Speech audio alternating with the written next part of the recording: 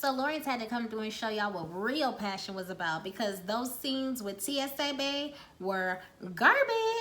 Where is my shot glass? Can't you see? I'm drinking shots.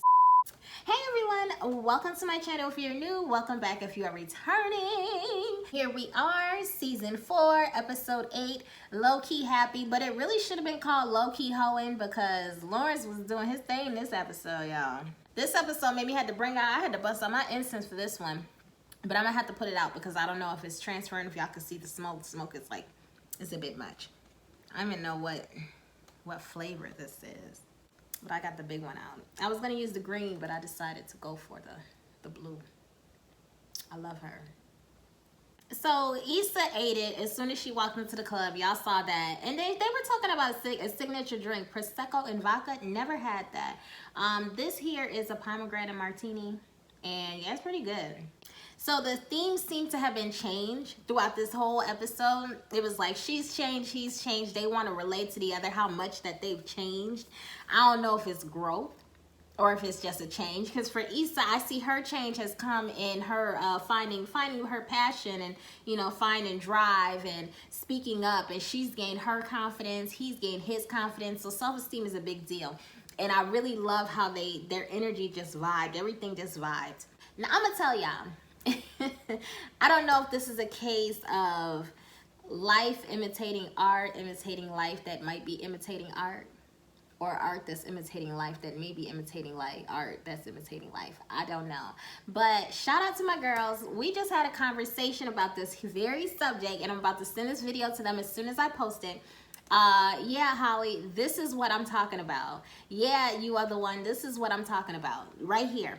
So if I ever make it to 10,000 subscribers and anyone references this video, I'll tell y'all a little story time. A real interesting personal story time. But moving on, when it's something about when you go out with someone and you have such a wonderful time and then the night is over and you don't want it to be over.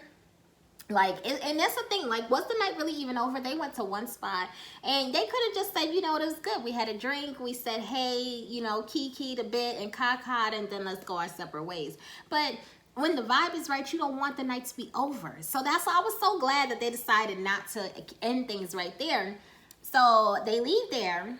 They in the lift. The lift driver turned around and flashed a light on him like, hey, you need to move quick. We don't let opportunities just pass us by. If you see something you want, you go for it. That's my life motto. I love that. If you see something you want, you go for it. I'm not so gung-ho when it comes to my love life, but in every other aspect of my life, yes. When I see it, I want it, I go for it. So I love that. But they get to the restaurant. Issa goes ahead and tries to show off her skill, her familiarity with the spot. So she orders everything on the left side of the menu.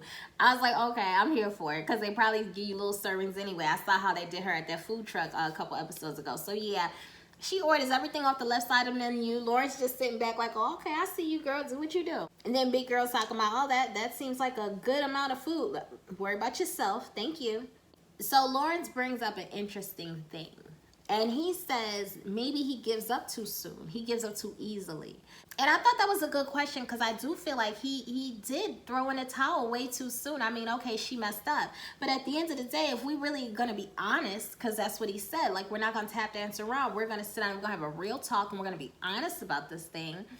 Lawrence checked out emotionally. Mentally, he checked out. He was gone. Issa checked out physically. And I'm not going to say one is better than the other, because I really don't think they are. But I'd rather you have an emotional checkout than to introduce somebody into what we have going on. So his other question was, why Daniel? You know? And I'm like, have you seen him? What you mean, why? But no, it's not even about a looks thing. It's about the vibe, the energy. Like, if you've never had an earthy chick in your life, you just haven't lived. Like, some people, we really do read energy. That whole term, read the room, that's a real thing for some people. And you know, it's all about energy. It's about vibe. Things just, you can tell when things are off because the vibe is wrong. The whole, everything around, the atmosphere is wrong. You can feel it. And I think Issa was dealing with a lot of that with Lawrence. Everything was wrong. But with Daniel, it just fit. So he allowed, you know, he allowed that to play on him to the point where he was just like, okay, I'm out. She messed up. I'm out. And I think he went hard. Now, I'm not saying that I wouldn't have done anything different, because if you cheat on me, it's game over. You cheat on me, you telling me that your life is not worth much and you don't value what we have going on here. So, you know, I'm bound to check out as well. So I can't fault him for that. But I mean, over time, you know, time heals all wounds. I don't necessarily think that's true, but I think time gives you a lot of time to reflect on the wounds. And if you want to, you know, move forward from them, then you can, or you're just stuck, whatever. Shout out to Holly again. Listen, y'all, this is crazy how this episode spoke to me on so many levels. I just love it. But okay, moving on. But I'm gonna tell y'all, to me, in my brain, I was just like, okay, so he's asking her, why Daniel? But it's gonna be real funny when the tides turn and he's getting asked that same question by Condola. Why Issa? Because Condola's going to ask that question. Make sure y'all watch to the end. I'm going to give y'all my breakdown of how this thing is going to unfold and what is going to clue Condola on to what happened, and that, you know, she's going to find out that Issa and Lawrence hooked up. After they get done with dinner and they get done talking it out and they get to see that they were both in the same situation with completely different perspectives, they go outside. Who is out there? None other than TSA Bay. And I'm going to just say, like I said in the beginning, I don't know, y'all are tripping. All y'all sitting up here that were making a huge deal about, oh, Issa was getting in with TSA Bay. I'm so proud of her. Y'all are proud of her about somebody that she's not proud of. Because Issa would have given anything. She would have given her left foot, her left ankle, to have TSA Bay not pop up at that very moment. And Lawrence is sitting there loving it because he was nothing to be proud of. You know, if y'all want to see what real passion and real stroke game be about, y'all just keep on. Y'all gonna have to watch a little further in the episode, because Lawrence showed y'all exactly what a love scene is made of. He showed y'all what you're supposed to do when you get the opportunity to be with a woman, not what TSA Bay was doing. I don't know what was going on there, but okay, we'll talk about that later on, because yeah, we'll get there. So Lawrence thought he was real slick when he gonna make that little comment like, okay, give your kiss on the cheek. All right, I'll see you later. I'm out of here. I was like, so you just gonna leave her? But then he turned around. He just wanted to, you know, whatever. He just wanted to send out. He wanted to do a call, so he did his little call. They go over there to the walk. They go to the art walk, and I thought that was so cool. Like, they just vibing, you know, morn, porn, dorn, horn, corn, all of that, rhyming, vibing. Her quirky matches his quirky, and I love that he gets her. And you know, Daniel does too, but it's different. Daniel gets an Issa that's trying. I don't know how Daniel would do with this new elevated Issa, but I know Lawrence would do amazing with this new elevated Issa. So I'm not really mad about the fact that she's hanging out with him. I'm not mad about the fact that they're vibing. I'm not mad about there's only one thing I'm mad about, but we'll get to it. So Issa talked about happiness being a choice. Y'all comment down below, what do y'all think about happiness? Is it a choice? Is it a circumstantial thing? What is it? Can you make the choice to be happy even when you're unhappy? How do you flip that? Because I've thought a lot about happiness, and I don't know. I may share my opinion in another video. But yeah, so Issa said happiness is a choice, and she made that choice to do that. And then Lawrence talked about things that he, you know, his elevation on his path, things that he's learned. And he's learned that just because you are in charge of something doesn't make you who you think you want to be. A lot of times I think we get caught up in, you have to have this car, you have to own a home, you have to be married, you have to have this many number of kids, you have to have, you know, you have to do this on Christmas, you have to do this on Thanksgiving, you have to even have a Christmas or Thanksgiving. I think we get so caught up on what society says we have to do to you know, these benchmarks that we have to meet in order to be considered successful, that we lose sight of what really matters to us. Instead of just listening to ourselves, our own intuition, following our own energy, where does your energy lead you? So when Lawrence said he always wanted to be in charge, he always wanted to be an entrepreneur or in charge of something, but now that he's getting older, he's like, you know, I don't really know if that's what I need. Like, maybe that's not for me. I've come to the same realization as him. And I mean, I never was one to follow, but I'm just like, I don't love being a homeowner. I don't love, you know, certain things about life that people say that makes you. No. I think everything is not for everyone, and you have to find your lane, you know. So I like that he's growing out of what society says makes you you, and he's growing into what feels right. Follow your energy. So here we are. Now, I'm a real earthy chick, and I'm a real philosophical type of, so maybe I'm looking too much into it, but I know I'm not. I know I'm not. And y'all know I'm not either. So comment down below when I say what I'm about to say, because I know y'all picked up on it. See, my people understand what's going on here. Lawrence is standing here. Issa's standing here. Lawrence is, we're just going to say green just for the sake of argument. It was like yellow. I don't know really what it was. But anyway, Lawrence is wearing his green suit, his green jacket, and he is complemented by a red wall. And that red background signifies Issa. In my mind, this is how I read this whole scene. And he stands out, but he stands out because the color behind him, or the force behind him, Issa, is so complementary to what he has going on that it just amplifies who he is as a man. And then we go to the side. Issa's standing there in her red outfit. I don't know where she got that red jacket from, but I love that jacket. And then when she hit the floor, I was like, oh God, boobs everywhere. But anyway, luckily she ain't really got none, so she ain't had nothing to worry about, but there would have been a problem. Anyway, Issa's wearing her red, and she's complemented by the yellow wall behind her. And that yellow wall signifies the yellow outfit that Lawrence is wearing. And it just amplifies her red, because her red with her beautiful skin, it looks a certain way, but when you put it on a yellow background, that neon background, it just made her stand out. But not so much that it drowned out the background, or not so much that the background just looked like it took over. No, it was perfect. So it was just a perfect compliment. And then they're looking at one another. He's standing here, she's standing here. He's got his, his outfit, and is complimented by his wall. She's got hers, is complimented. And they said, they're happy. He said he's happy. And I'm like, of course you would be happy being complimented by that, by her force, because she's in her element right now. And of course she would be happy and be feeling the vapors complimented by his force, because he's doing much better. He's doing what she wished he would have been doing when she was with him. So I don't know, that scene just spoke to me. I had to bust out the incense, y'all, but I'm just like, it just gets better from there. And I think this is the episode that Jay Ellis was supposed to have been behind the scenes on. I'm not 100% sure. It was either 7 or 8, but I think it's this one, because the way the angles were hitting his face, like only he could edit that, do that like that. He looked amazing.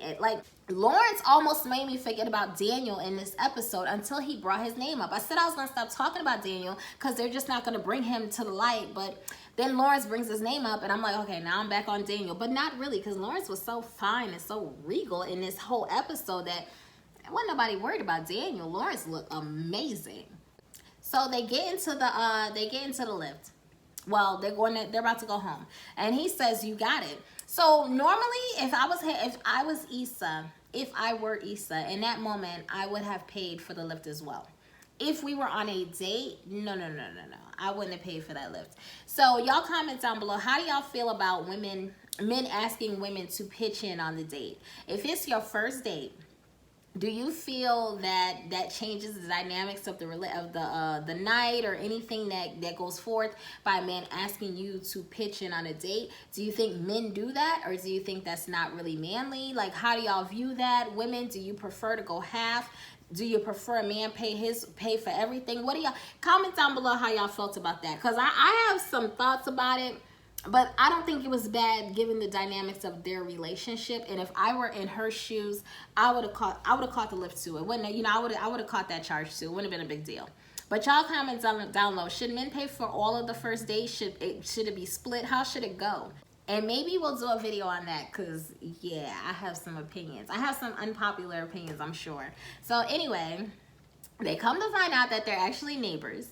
They live right around the corner from one another. Okay, cool. So they go into the house, and he couldn't wait for Issa. He couldn't wait to get a moment alone so he could hop on that phone and get the hoeing. So he gets on the phone. He calls up Condola. Hey, so I'm wrapping up what I'm doing. I was like, wait a minute. I got a phone call like that like a couple times in my life. So they was out with somebody that they used to be dealing with, and then they decided to run outside on the porch and call me while they were in the bathroom. Oh, that's what happened? Okay. So yeah, been there. I've been in both I've been in both situations where somebody ran out and made a phone call, and I'm like, okay. So you haven't been talking on your phone all night, but then the minute I go to the bathroom, you hop on the phone. What you doing? What you up to? So I've been on that side, and I've also been on the side where I've gotten a phone call, texted back and forth with somebody, and then gotten a phone call, and it's like, are we gonna hook up? Oh yeah, I had something. I'm wrapping up. He had something. What's that? Okay, I know bull when I smell bull. So okay, been on both sides of that. He calls her, then he comes in because he knew he messed up. So the first thing he starts doing is apologizing, because like, dang, Lawrence, you couldn't even wait for her to get an Uber and go home. Like, you just had to do that. So anyway, Issa saw that. In my mind, she saw that as, I can walk out of here right now and let this go, and we had a great night and we rekindled something, and then I go on with my life and he goes on with his life, and then next week I find out that him and Condola are back together, and that's that. But I didn't really get to connect with him like I wanted to. Or I can put my foot in the pot, and now we have more than one foot in this pot, and tonight will be my only opportunity, because after tonight, if I don't step up, he will be back with Condola once they go have their quote-unquote talk. So she decided to have her own talk with him. And that's when I said, okay, wait a minute. I had to rewind this scene like 9 times, because it was just the back and forth. And she's like, well, look, wait a minute, but what if I don't want to leave? Like, what if I didn't want to leave right now? And he's like, well, because he wasn't prepared for that. So then he's like, well, I don't know. Should we even, and before he could even get it out, you know, she's like, what if I want to stay? So then she walked over to him, and Lawrence looked down at her.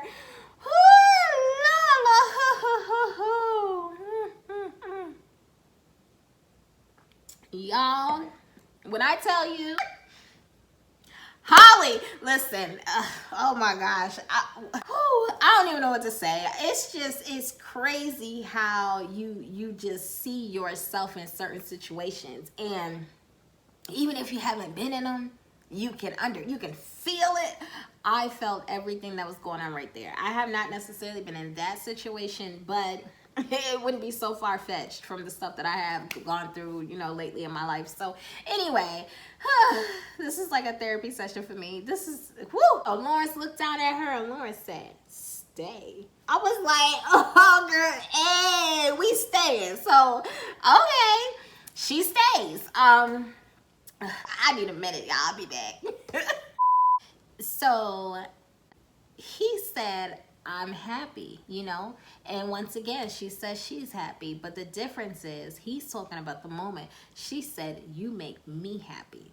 And I think that forced him to really like, why did I even call her from the airport? Because she makes him happy too. And he said the same thing for me.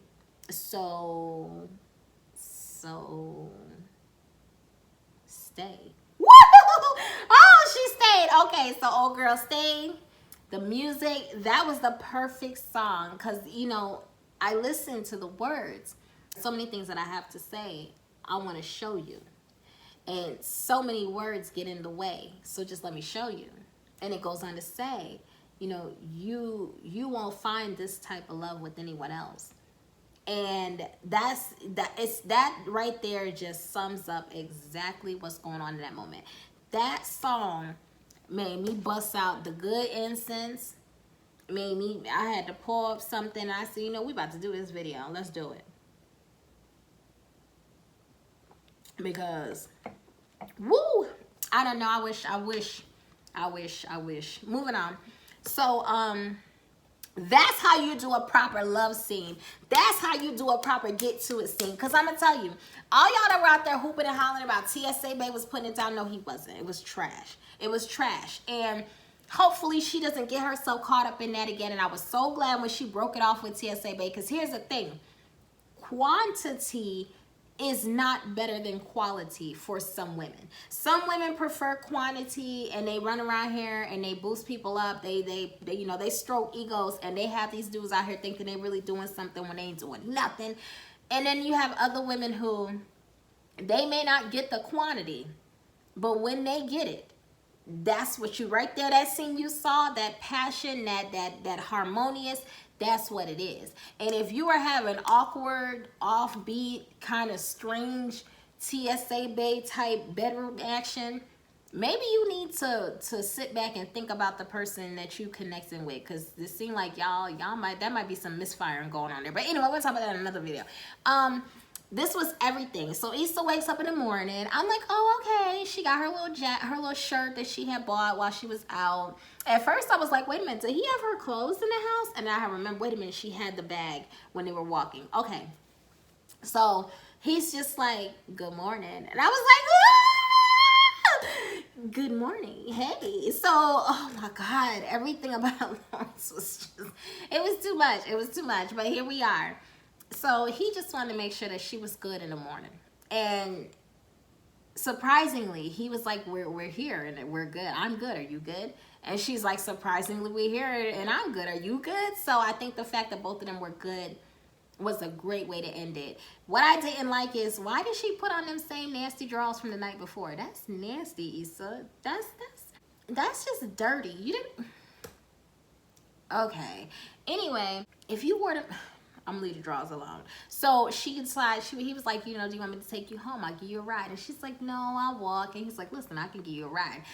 I wish that she would have took the ride just so they could spend more time together, but I don't think it was necessary, because that was a great way to end it. She just walked home because she lives around the corner. She don't live far from him. So she was like, no, I'm good. I'm gonna just walk. I'm gonna walk and I'm gonna reflect on what happened last night. So she didn't say that, but that's what her eyes said. I'm gonna just go, I'm gonna walk, and I'm gonna just think this thing through.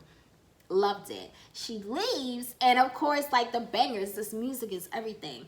They're playing Out of Your League, and I'm just like, that was the perfect song. So I had actually heard this song before this episode, and I love this song, and it's just perfect. Maybe a thing that you wanted was all that you needed. And at the end of the day, that's what it seemed to me. It seemed like that thing that she wanted is exactly what she needed. And I'm going to tell you, somebody actually said that to me when I was buying my house. My friend Keisha. And shout out to Keisha. She told the realtor, she was like, that's just the type of girl that she is. Like, she needs what she wants. That's it. And when I say that summed me up, like, the realtor busted out laughing. I laughed. My daughter was like, that is perfect. That's my mother. She just needs what she wants. That's the girl she is. I'm really simple. If I need what I want. So if you give me what I want, we will have zero issues. Like, Issa needed what she wanted at that moment, and that was it. And, you know, she got it. So the question is, what happens now with Issa and Condola's relationship, and how is Condola going to find out about Lawrence and Issa? Because Condola is going to find out, and this is my prediction. Condola's going to come over to the house. She's going to ask about the painting that he's going to display in his living room. He's going to tell her that I went to the art walk, and it's going to go one of two ways. I went to the art walk and I bought the painting. And then somehow she's going to find out through, you know, one of Issa's friends or somebody that Issa was at the art walk as well. Or he's going to say, I went to the art walk with Issa. Condola's going to dig, and I don't know if he's going to tell her the truth or if it's going to come out when she goes to Issa, like, oh, y'all are still hanging out. But somehow it's going to look like they hid it from her, and that's how it's going to come out. Anyway, y'all comment down below what y'all think about this episode. Make sure you subscribe to my channel. Hit the blue bell for notifications if you have not already. Thumbs me up or down. And let's do this again next week. I'm out.